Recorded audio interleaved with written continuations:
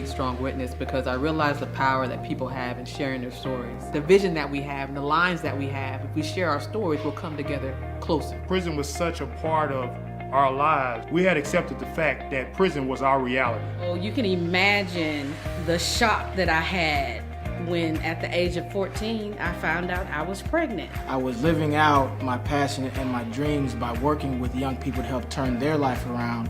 And now here it is, everything that I work for is literally being taken away from me. I looked my granny in the eye and I told her, Granny, I promise you, whatever I can do, I'm going to break this cycle. We just have to continuously move forward. God used that situation where I would never say it was a mistake. It was unplanned, but it was never a mistake. We'll connect off experiences and we'll realize that I can connect with emotion even though I don't know that person specifically.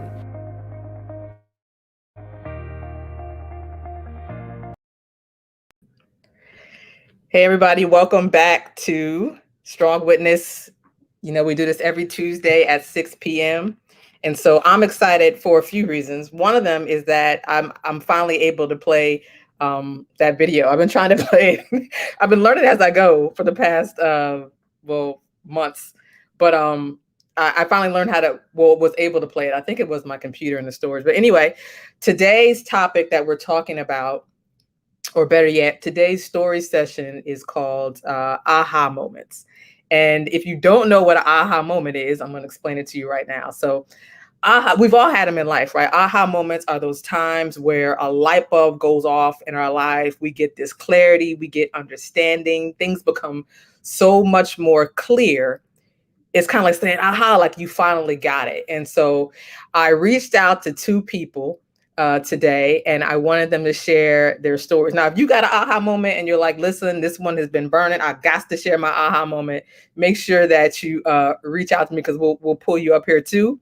But that's what we're talking about today in this story session, a bunch of aha moments. I also want to remind everybody that what stories are about in storytelling. And I said it before because it's the truth. I did the little Strong Witness promo video that I was excited to share. I got some people together and we chatted about that one time, just the power and the importance of sharing stories. And I want you to think, even as we get ready to bring our first storyteller up, I want you to think about just today alone, how many different stories have you heard? Like how many stories that people share with you, not just the deeper ones, but even something where they took you, where they shared, you got to know them a little bit better, and you got to know a little bit more about their life and what they've been experiencing. And that's the power of story. We hear stories all the time, but we don't often say, well, let's sit and share stories as much as we just connect with other people through the power of story. So today we're talking about aha moments, and we got two people, two funny individuals, and we're going to bring them up, right? But I'm going to bring Eric up first, and then we're going to bring Michelle. So Eric, you know how people say things like, I've known him all my life. And so I have known this person all my life because Eric is my brother. And I'm going to bring him up. I'm going to ask him to introduce himself and what he does. So Eric, welcome so much to Strong Witness. How are you? I'm good. What's up? What's funny? I'm good. Nothing. I'm good. Thank you so much for being on Strong Witness. I'm certain that you will be back again with a different topic at a different time because there's so many great things you can speak to. But go ahead and introduce yourself to the Strong Witness community. Go ahead and I'll introduce yourself. All right. Well, I am Eric Smith. I have a PhD in rhetoric, which is the study, the most simple explanation is the study of effective communication. It obviously gets deeper than that, but that will suffice for now. I teach at York College of Pennsylvania, where I'm an associate professor of rhetoric. And my recent scholarship has been around anti-racist activism and the rhetoric, the language and things like that within anti-racist activism. And I'm not, I'm very critical of many aspects of anti-racist activism because I think it's doing more harm than good, and it's not progressing us, not only as a people, but as a society. So I write about that. My last book was called A Critique of Anti-Racism in Rhetoric and Composition, which is my field. I do op-eds in Newsweek. What else? REO Magazine, Quillette, Heterodox, blogs. These are places you can find some of my work. The USA Today Network. That's good. So that's all I'll say for now. Okay. Okay. Okay, that's good. All right, so I'm gonna move out the way, and you're gonna share your aha moment. Okay. All right. So aha moment. This is like a 3-part aha moment. And I got to preface it with some information about our childhood. Latoya and I grew up in a neighborhood where we kind of stuck out because it was predominantly white. And this was predominantly white in the late 70s and early 80s. So it was like integration was still at the beginning stages. And we were one of the few Black families in the neighborhood. Now, being one of the few Black families in the neighborhood, or one of the few Black boys in the neighborhood, I was subject to a significant amount of racism. And, I thought I knew what racism was. I mean, racism was when white people are mean to Black people, because they think they're inferior or something like that. So I knew what racism was. But something happened in the 7th or 8th grade. Now, again, this was the 80s, so rap was relatively new. And a lot of the white students didn't hesitate to tell me how much they didn't like it, unsolicited, right? So they just like bring it up that they don't like rap. And I was like, okay, I don't care what you like or don't like. And that happened a lot. They tell me how much they didn't like rap. Then the Beastie Boys came out. And then everybody loved rap. And that's when I realized, okay, there's racism. This is deeper than I thought. This is ideological, right? This is like they're abiding by this, belief system deeply ingrained to the point where they can listen to the same music, but if they know the dude's Black, they don't like it. The same music from a white person, they like it. That was crazy to me. I knew about racism. I didn't realize that's what I knew about capital R racism, right?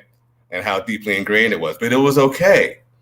It was okay because I was going to graduate from that predominantly white school and go to high school that was much more diverse. It was basically half Black, half white.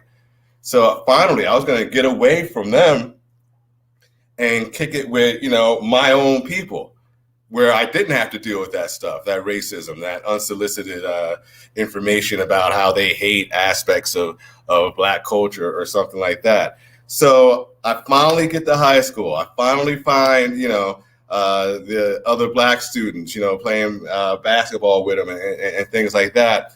And it turns out that they don't like me either, because having grown up in a predominantly white neighborhood, I was a little too white. Just a little too white, right? And like the white students who didn't hesitate to tell me how much they didn't like rap, these kids didn't hesitate to tell me how white I was every chance they got. So that was another aha moment in itself, because I realized that, there's a white ideology and there's a Black ideology that I thought I knew, but clearly I didn't.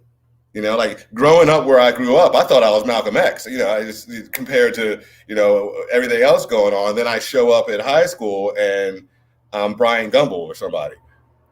So I had to deal with that, and what that made me think about was, where do these belief systems come from? Like where does the idea of authentic Blackness come from? Where does the idea of authentic whiteness come from? Where does the idea of you can do this, but you can't do this as a Black person? You can say this, but you can't say that. You can wear this, but you can't wear that. Where does that come from, right? I didn't have the language for it then. I would eventually have the language for it, which will bring me to my third aha moment.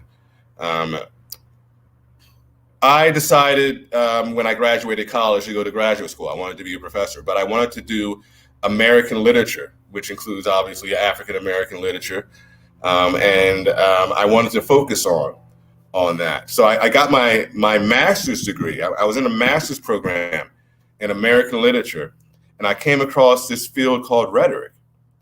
And what I discovered in rhetoric is that, it explains belief systems because people have to be persuaded into belief systems. So how are people persuaded into belief systems? I learned about this concept of discourse or interpretive community. There's a certain situation or a certain context in which certain values, attitudes, and beliefs are emphasized over others, right? And that emphasis is going to affect how you see the world, how you talk, all kinds of different things. So I finally had language for what I was feeling in high school when I got dissed by the black students. And I was perplexed and, basically homeless because I was also dissed by the white students, right? So I finally had language for that, about how these ideologies are made and how discourses are made and how, certain values create certain narratives that we abide by for the rest of our lives, and how we determine what's authentically black or white and what isn't. So with that, I switched my concentration from American literature to rhetorical theory. I ended up getting a PhD in rhetorical theory and not American literature. I only have a master's in American literature. So this is a string of aha moments which led me to where I am today. I'm done.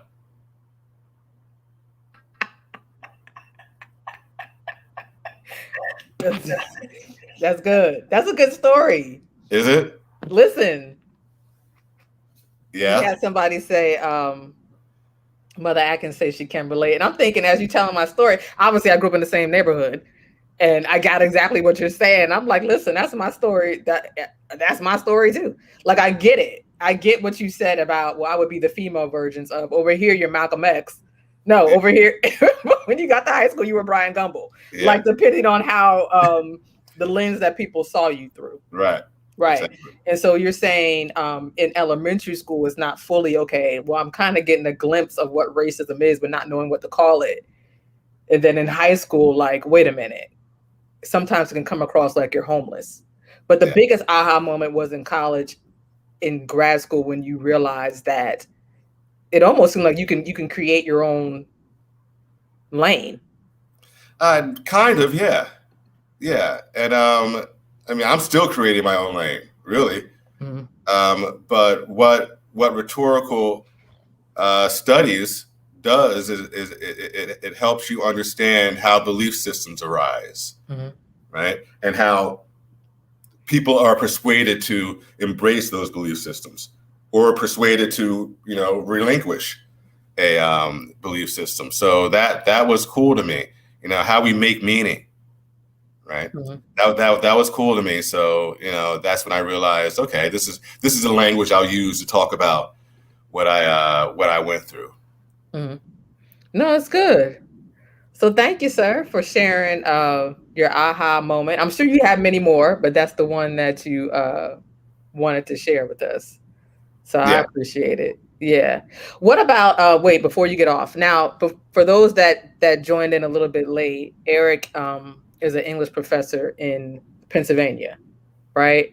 Do you see that people, maybe even students of color, come up to you kind of with the same story, or kind of like their light bulb is going off when they're in your classroom? I see the light bulbs going off sometimes, when I talk about, or when we discuss, the predicament of, Black people in America or something like that, and the activities they participate in to try to, be activists and make the world a better place. Last semester I had a class in which we were talking about the efficacy of some of these activists and their strategies, and whether they're good or bad or not. And whether what they call authentic Blackness is actually authentic Blackness. And, I see bulbs go off, every once in a while, but nobody's really come up to me and said, that's my story too. Mm-hmm. Mm-hmm. Let's see, we have a statement here. Went to middle school went to majority white school, and I was halfway accepted. When I moved, went to a diverse school, and I got sick for 2 weeks because the black kids were rough and asked me what school I went to and making fun of me as I walked inside. Yeah, Yep.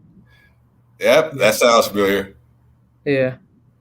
It sounds like there's a lot of overlap. I think a lot of people, I don't think people realize how hard that is culturally, being in one environment and then having to jump. Now, you said the school was half black and white, which is, and as you're talking, I'm like, there's a lot of, well, where we're from, right? Puerto Ricans in there too. So it was Yeah. black, white, Puerto Rican. Yeah. Yeah. Yes. But still, I mean, again, it's the same story. I think most people who came out of the school we came out of, it's the same story. Like when you got there and you're like, hey, everybody, I've been waiting for you all my life. And then they're Right. like, Well, you're I not was one like, of us. you saved me, you know. And I was drowning, and they came along and saved. That's how I felt. I was like, finally. Yeah. Nope. Yeah, it's hard. I don't think people realize how hard it is just to not be accepted. Going from one majority, where you're the minority in the school, and then going, they still see you as this outsider. Yeah, Casey, that's a good point. I think we can all, not we can all, but those who have been in that experience can identify with what you're talking about. I'm glad you said that word. I was an outsider. Mhm. That's what it was. Even though I was trying to get in, you know, banging on the door to get in, I was an outsider. Mhm. And they did not hesitate to remind me of that every chance they got. Yeah. Yeah. Like, what Casey was saying here. Hold 1 second. Thank you for sharing. I'd like to learn more about how belief systems are formed and how you can dismantle the mistaken ones. Oh, now? Well, I guess if you can give like a couple, seconds worth. A couple of how belief systems are formed. And how to, yeah. Well, I mean, we are a storytelling species, humanity, right? And when certain things happen that are perplexing to people, they need to make sense of it. And the person with the best story, the story that has a sufficient amount of emotion as well as logic as well as credibility, you watch they listen to you, right?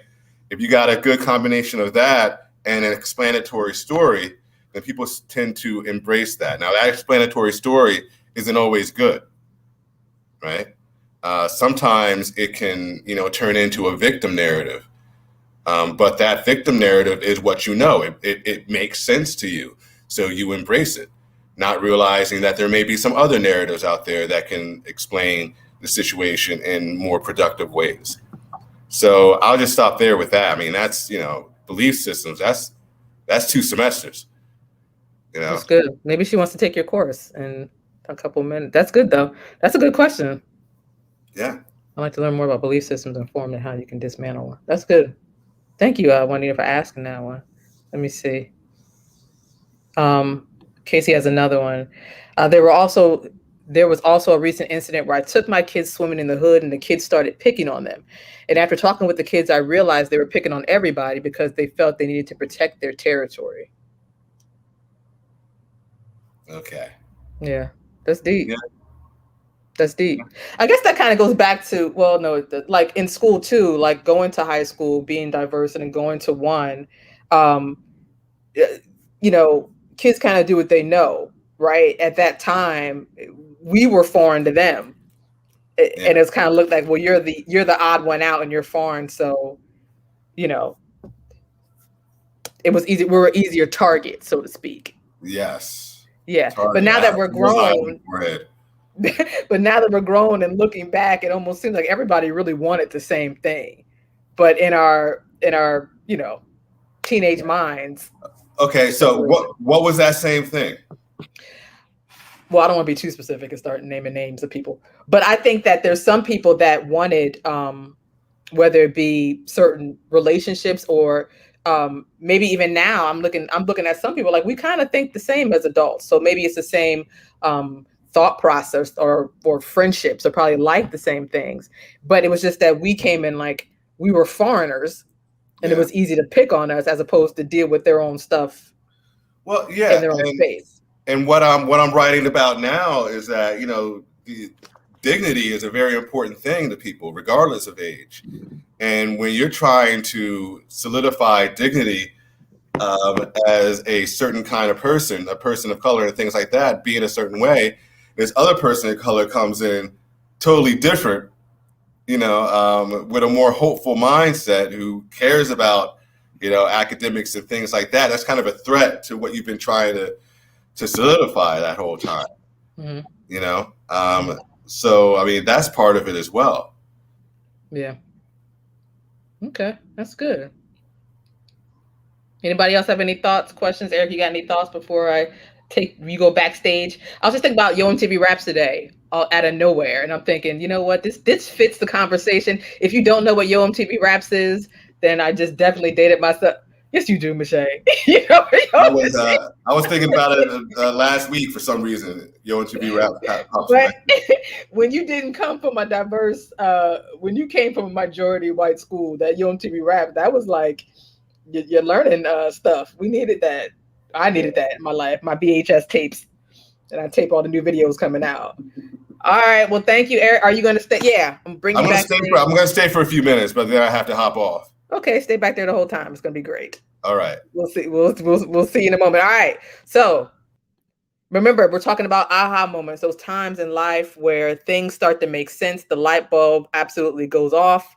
Boom. That was Eric. He is my older brother. I got a few older brothers. I got one older sister.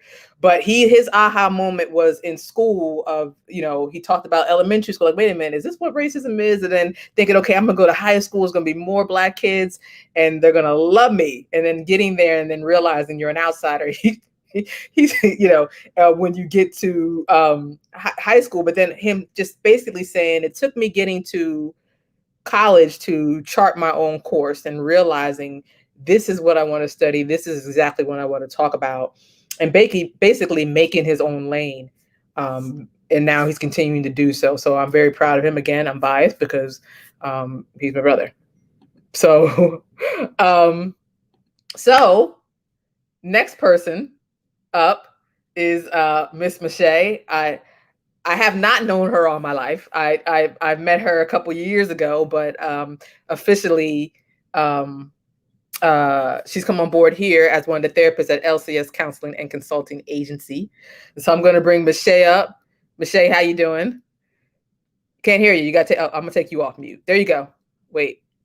I did it myself. There you go. I'm doing well. How are you? Long time. I think shirt. I do. I like that shirt, Mache. Show everybody your shirt. That's a really nice shirt. Where'd you get that from? I got this from someone I know who's also on this chat with us. And we're twins. We're matching. You have the black and red. I have the red and black. I see what you're doing. I like that. I tried. Yeah. Okay. So you kind of grew up a little bit different than Eric and I did. Absolutely. Okay. Yeah. So I want you to introduce. I'm gonna move out the way. Tell people a little bit more about you, and then I'm gonna move out the way real quick. Okay. All right. So my name is Mache McLaughlin. I always tell people like paper mache, that's the easiest way to remember it because I know that it's a difficult name to remember. I am a therapist at LCS Counseling and Consulting. I've done a lot of work. I work with children. I work with adults. I treat depression, anxiety, and also I see kids for trauma. I grew up very differently. So when you asked me to come on Strong Witness to talk about an aha moment, I actually could not think about an actual aha moment because I was like, I've never had any. I just kind of go through life. I'm relatively easygoing. I just kind of go with the flow, so to speak, a lot of times.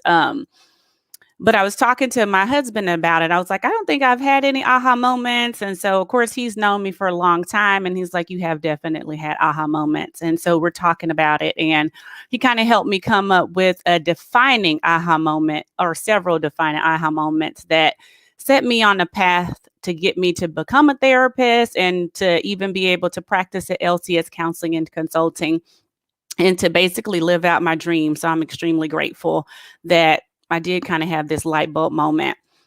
So I'll start out to say that I spent the first 9 years of my life in Butler housing projects. So I grew up primarily around Black people. That's all I saw. Like we were all Black kids, Black parents, everyone. When I was 9, my mom and dad actually moved outside of Butler housing projects and we moved to Southwest Fort Worth, which at that time was predominantly white. So I went from being amongst predominantly Black people, everyone fitting in, all of us looking the same to going to where I didn't look like everybody. There was very few of us on our street. I think we maybe had 3 or 4 Black families. I don't know. I was only 9. So that was my interpretation. My mom may challenge me on that. But I felt that there were only a few Black families. But in my school and my grade level, I was in a traveling classroom because I had grades to put me into that classroom. There were very few Black children. So that was like an aha moment to realize that, wow, not everybody is Black like me. There's a lot of people who actually don't look like me, and trying to navigate that space of, because where I was from, everyone looked like me. So we were all the same. Our hair was the same. We all had 5 million ponytails on our head. Like everyone was the same. So I navigate to the school where everyone's not like me. And I kind of had a similar experience. I go to this school. I actually see another Black student, a Black girl, and I'm like, oh, we're about to be besties because look, we're both Black. Did not like me. So that was kind of like, wait, what? Why would you not like me? But she did not. But then going into that space, feeling like I was different and knowing that I was different, and then people asking me about my hair, and they use different dialect than we used when I lived in Butler housing. So it was just very different for me, and the transition that it took for me to go from being in a predominantly Black space to function in a predominantly white space and kind of get my bearings. But however, when I was in that space, of course, I continued to grow up. I elevated to 5th grade. But this is probably one of the most defining moments that set me out on the path where I am. When I was in elementary school at Butler Housing, no one ever talked about college. It was not a conversation. No one ever talked about higher education at all. And I hadn't quite been introduced to Hillman quite yet. So I did not know anything about it. So I remember in 5th grade, we had kind of like a career day, and there were different presenters and people were talking about like different career paths and just different things in general. And I want to go on record and say 5th grade was the first time that I really recognized like a Black teacher in a white space, and wondering how she got there. So they come to career day, they're talking about college, and they made it seem so fun. And around the same time, I started learning about a different world also. So I automatically thought, college, Hillman, I'm going. That's where I have to be. There's no other way. I need to go to Hillman as soon as I get 18. So that was the first moment that I realized that higher education was possible and that I wanted to go to college. And I wanted to be a career woman, and I wanted to do something that I was passionate about, because before I was never introduced to that. We just kind of went to school. We did our own things. So of course I continued to navigate elementary school, middle school, high school. And I get out of high school. Well, I get to high school, 12th grade, senior year, and like it's actual showtime now at this point of time.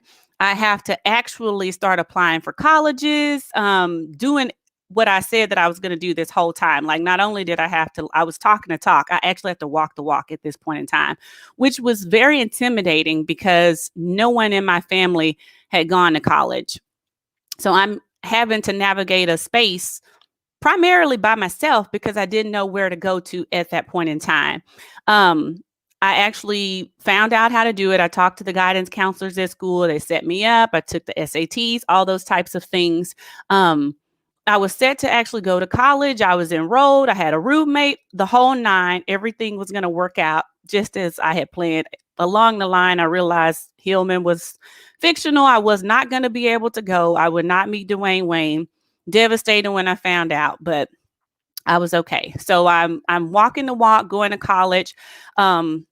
My mom actually got sick in high school, and I was not able to go to the college in which I wanted to go to. And I started working full time, and I had to do a very quick transition. I worked full time. This is a little bit kind of side note. I didn't know how to drive because I'm the youngest in my family. And I figured that my mom was actually going to drive me everywhere I needed to go for the rest of my life. Obviously, when she got sick, she was not able to do that. So I had to learn how to drive. I was 19 years old when I got my driver's license. So I get my driver's license. I'm enrolled in TCC. I have to start going to school.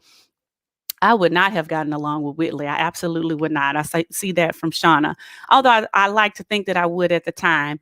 So I'm going to college. I'm navigating my way through school. I'm working full time.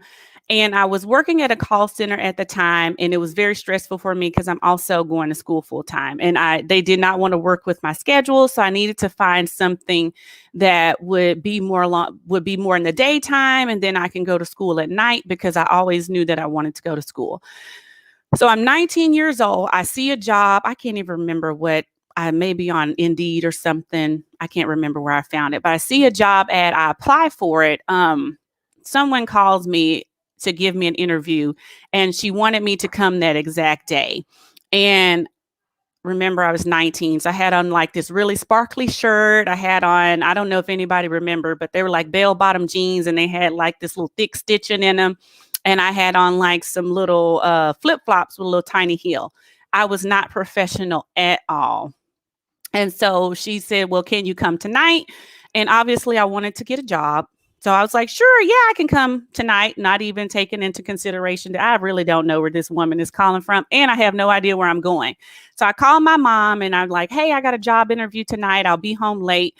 And she's like, they're going to kill you. Why are you going? Do not go. But of course, I'm 19. I'm going to do whatever I wanted to do. And so sparkles and kitten heels. So I went to the job interview, and I would say going to this job interview, meeting these ladies definitely was the most defining aha moment in my life. So I go to the job interview. I rocked it. I get the job. I'm going to work in as an office administrator in a therapist office. I had never known about therapy at that point in time. I wanted to be a psychologist. So I started working there.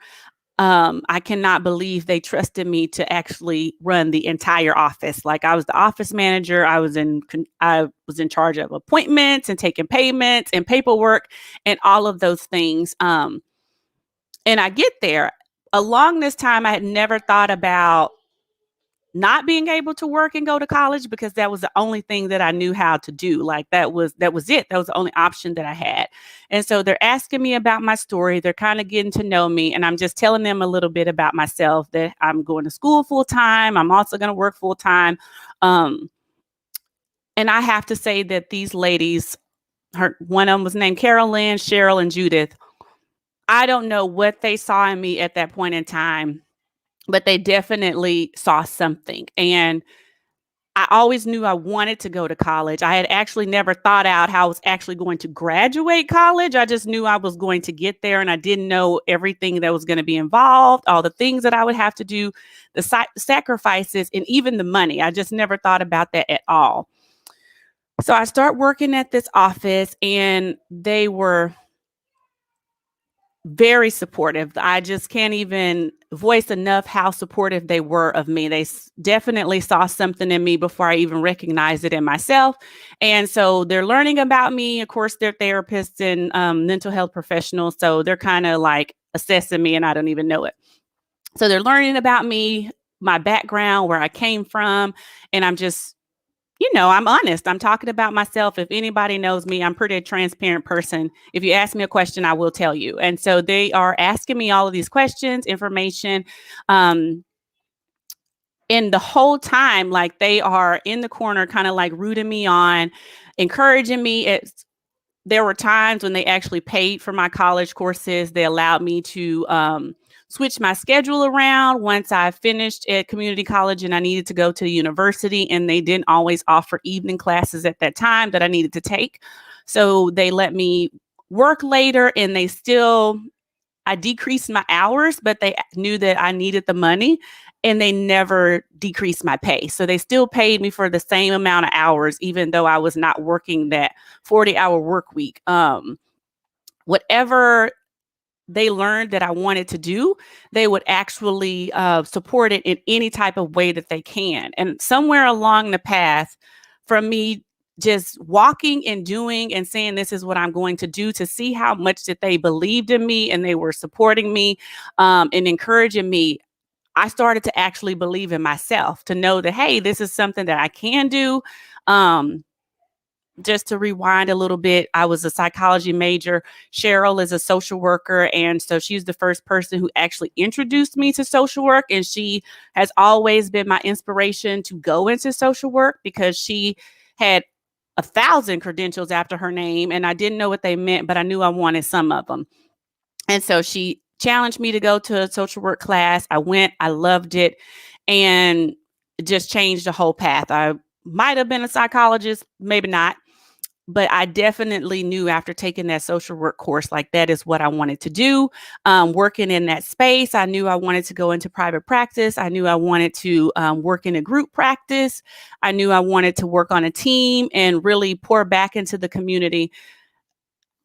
I just walking in that path, going to that interview at 7:00 at night in my sparkly shirt and my jeans and my little heels changed everything for me. I never knew how I was going to get there. And I don't even think at the time I actually really believed in myself that I was capable of going to undergraduate, then going to graduate school, taking licensing exams, doing everything that I wanted to do, but just seeing how much they were willing to support me, willing to invest in me, willing to take a risk.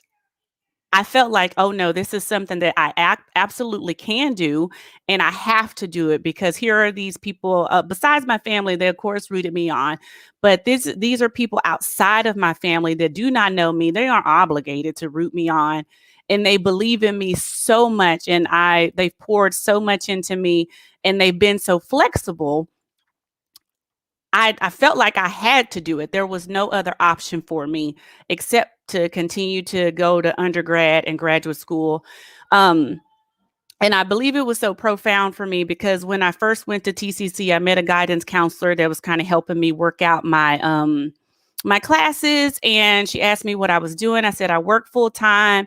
I go to school full time. And she just like basically signed off on my classes. And she said, well, I won't see you back here next semester, and just kind of whoop, sent me on my way, didn't give me any guidance. And I remember feeling so shocked about that, but I never thought about it. So I was like, okay, whatever. I just got to prove her wrong. I'll be back next semester. And I never went back to the guidance counselor until they made me go back. Like right before I was about to leave TCC, I had to go. And I cross-referenced all of my classes from TCC to UTA, the university. I printed out like a spreadsheet, what I needed to do. And they literally supported me in everything. Absolutely. If I came to them and said, hey, this is the direction that I'm going in, without a doubt, okay, I got you. We will support you. Their support, that was the defining aha moment. And also just here I am. I was a black woman at that point in time. And here are these ladies where I've always thought like there's kind of like no one would support me of a different race. And here they are, 3 white women taking me on, not making color an issue, not even seeing that, oh, there's this black lady first. They actually saw Michelle first, that they didn't see me for anything else except for Michelle. They knew my vision and they wanted to support me. And that's my aha moment. That's my defining moment. It kind of set me on a trajectory of where I am now. It definitely gave me the confidence to know that if I put my mind to something, that I can actually do it. And with enough support, I can get it done. Who's slandering Hillman? Don't slander Hillman. Yo, that was good. Thank That you. was really good. Yeah. When you first shared that story with me, I thought I was like, oh man, I thought I was gonna cry.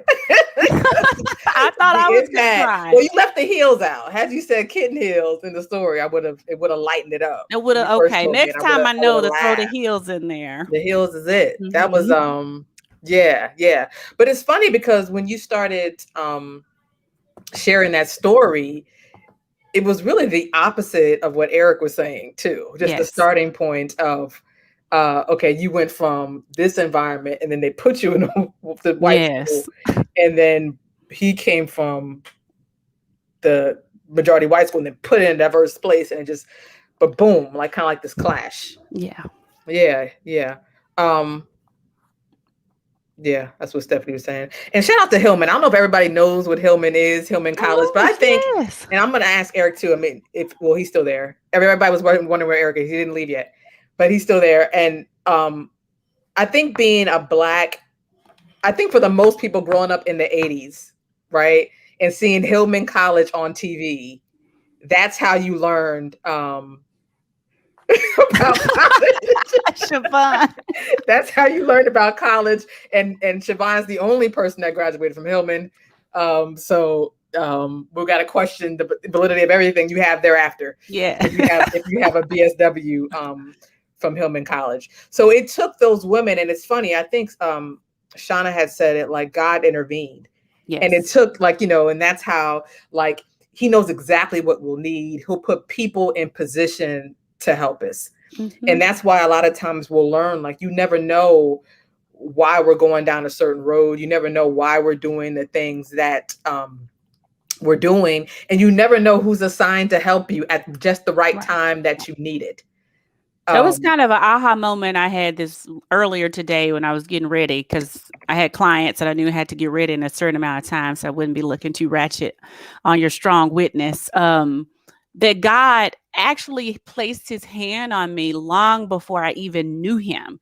He was already directing and ordering steps, even before I had confessed to loving him and accepting him and knowing him in my life. He was already kind of manipulating and maneuvering things even without me knowing him and loving him. So it's just how powerful he is. And I almost started crying, but I had to see my client. I couldn't in that moment have a breakdown, but it's just the wonders and the love of God. And for me to ever question anything before I even knew him, he had already set this up and put people in place to help me get to where he needed me to be. Mm-hmm. Yeah. And I think that's awesome. I think that's exactly how